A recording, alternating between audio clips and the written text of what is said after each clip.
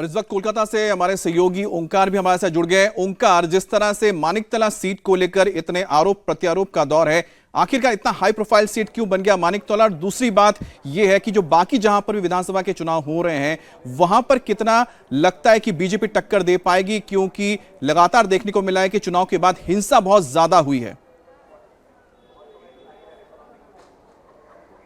देखिए अमित, सबसे पहले तो ये मानिकतला सीट जो है ये हेवीवेट सीट है, क्योंकि देखा गया है इस सुप्ति पांडे जो कि साधन पांडे की वाइफ है, वो इस बार तृणमूल कांग्रेस की उम्मीदवार है और यहाँ से कल्याण चौबे भाजपा की ओर से मैदान पे है। तो यहाँ पर देखा गया है पिछले चुनाव में, यानी कि 2021 साल के चुनाव में यहाँ से कल्याण चौबे इस क्षेत्र से हार गए थे। फिर से भाजपा ने उनके ऊपर ही उम्मीद रखी और उनको ही उम्मीदवार बनाया है इस बार भाजपा ने।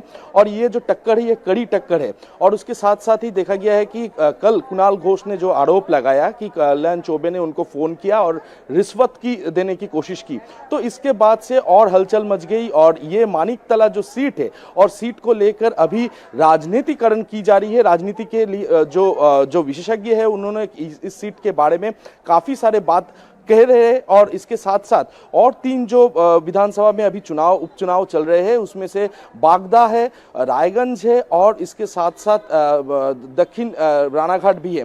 तो ये जो 3 विधानसभाएं हैं, इस 3 विधानसभा में 2021 साल में भाजपा की उम्मीदवार जो थे वो आगे चल रहे थे और जीत भी गए थे।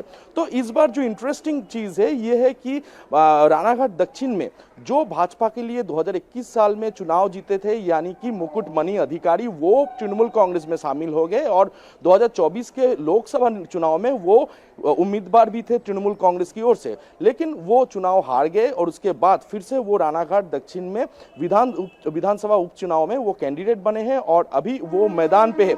साथ ही में एक ही साथ में रायगंज में देखा जाए तो वहां से 2021 साल में कृष्ण कल्याणी जो कि भाजपा के उम्मीदवार थे वो जीते हुए थे। उसके बाद उन्होंने पार्टी बदल ली और पार्टी बदल के तृणमूल में शामिल हो गए और उसके बाद वो लोकसभा में कैंडिडेट भी बने थे तृणमूल कांग्रेस की ओर से, लेकिन वो भी चुनाव हार गए। उसके बाद फिर से वो रायगंज से उम्मीदवार बने हैं इस बार।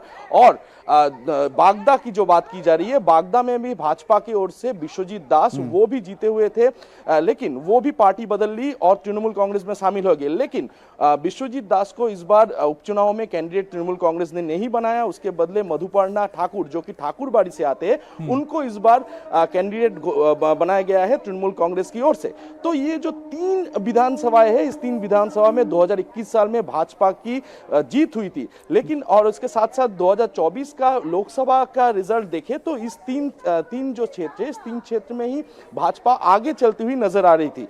तो क्या इस बार जोरों की टक्कर दे पाएगी भाजपा, यही अभी सवाल है। और अभी साथ ही साथ कहीं ना कहीं जैसा बता रहे ओंकार, इस वक्त जो टक्कर भी है और साथ ही ममता बनर्जी के साख पर भी एक बड़ा सवाल रहेगा कि उपचुनाव में अगर उनकी पार्टी नहीं जीत हासिल करती इन 4 सीटों में तो फिर इसका क्या मैसेज जाता है। हालांकि जो रानाघाट की सीट, क्या आपको बता दें, जो रानाघाट दक्षिण की सीट है जहां पर मुकुट अधिकारी जो इस वक्त टीएमसी के जो इस वक्त कैंडिडेट है, जो 2021 में बीजेपी के कैंडिडेट जीते थे, वहां पर मतुआ समुदाय का एक बड़ा वहां पर वोट बैंक है और मतुआ समुदाय इस वक्त बीजेपी के साथ है। ऐसे में यह सीट टीएमसी के लिए बहुत मुश्किल है जीतना।